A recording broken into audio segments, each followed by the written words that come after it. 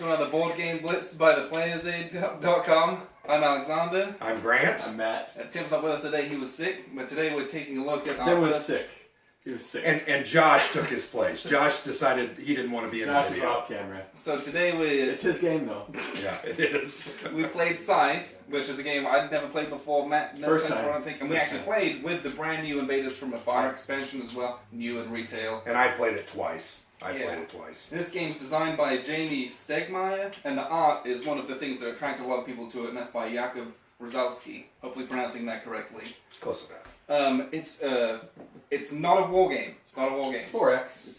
It's kind of 4X. There's less exploration, but there's a lot of engine building that Yes. each person's doing, and there's gathering resources. There is combat and player interaction as well. So, Matt, do you have any first impressions Start of the with game? what we like. Yes. In general, I like the game. And why did I like it? This is interesting because I didn't really think through what I was going to say here, which makes for a good video because it's a little more spontaneous. I always like asymmetry, and each person plays with a faction. The faction has a very different set of strengths, and it does determine the way you start the game.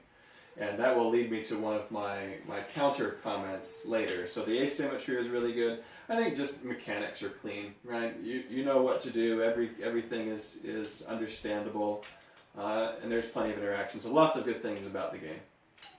So I really enjoyed two things that I really enjoyed. The engine building is fantastic. I spent a lot of time, my first probably 10 turns, just trying to get my guys on the board that would create resources that would then allow me to start doing things like enlisting, upgrading, and building. Really enjoyed that. I also really enjoy the scoring conditions at the end. I think they are fantastic. It is a combination of a level on this popularity track, and if you can see, there's a line. So these are lines of breaks in the additional points. I happen to be on the top category, so I got the most points from that. Really thought that was a neat way to score because you never feel out of the game. Actually, I felt like I needed to stay in that top. You guys were desperately trying to get there, Yeah. and I think in the end that was the difference. Well, yeah, I ended for the me. game, but I didn't win. I thought I Right. had just enough to edge Grant out, but the multipliers they make that extra difference, and he won. That's something I loved about the game. I felt like you could still be in it. Josh was the one who was totally kind of blasted out, but that's going to happen in any kind of these big games. But between the leaders, it wasn't Sorry, just one Josh. person ran away with it. The other thing I really liked, just the production value, beautiful art. Absolutely. These minis are fantastic. Usually, cool mini or not, makes really good miniature games. Stegmaier games, this is absolute, or Stonemaier games, yeah. absolutely fantastic. And he picked this up for $65. Yeah, This is great value. Great value. The artwork on the cards is just fantastic. I love that kind of theme, the kind of dust tactics, mechs, post-World War, alternate history. I love that kind of feel and aesthetic. And I felt like that in a way. Is this a painted-on theme, though? No, it's not. Okay. And that's because of what Matt talked about. I thought the factions were very, very different. They felt very different. I played the Russians, lots of agriculture and building, gaining resources. Matt played the Germans, very, very...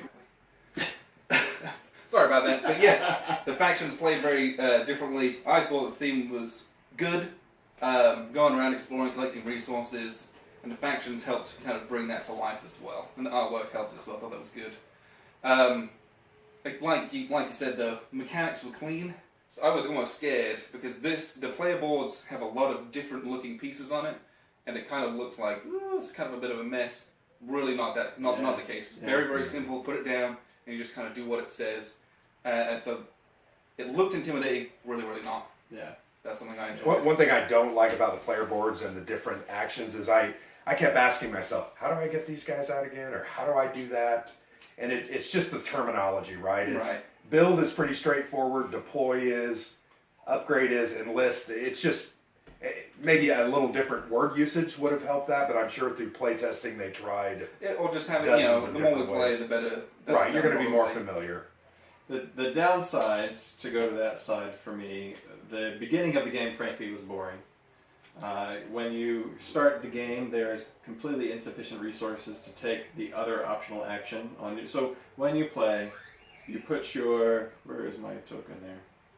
You have a token and you place it in one of 4 columns. You perform the top action, and if you can afford it, you can perform the bottom action. So really you're stuck with a bunch of top actions and you're just going around and around. Grant said he took about 10 turns to build his engine.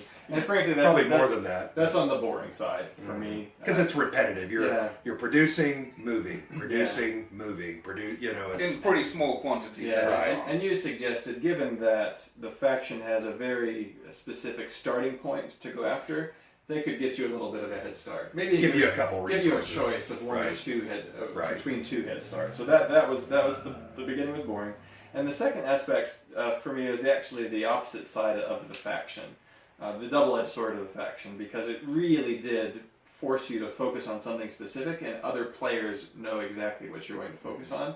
Unlike other games where you can choose a strategy and it won't reveal itself to other players until later in the game. My one beef is sometimes the battle mechanic seems a little imbalanced, but I guess you just have to plan for it. I know early on you had so many battle cards, and we call these scarabs, whatever your power is. Although what really turned the game was you attacked me and you thought I wasn't going to do anything, and I went all in and won that battle. And that foiled you a little bit, cost you a lot of not a lot of resources, but a couple of resources. Well, it made me come back to redo the action when I was trying to place some battle stars up here. And if I had played that differently, I would have saved some scarabs and saved actions. So there were a couple of points, there were a couple of turning points where I can look at 1 or 2 actions and say, the story changes if that changes in mid-game. I don't see that necessarily as a negative. I see that as good play by Grant. There's the bluffing aspect to the combat, and I think that's showing its true colors of what the combat system is. It is about bluffing. And so there's, I'm going to commit some, and then I commit my resources. That's the risk of going into battle. I don't necessarily have an issue with that. This is a long game.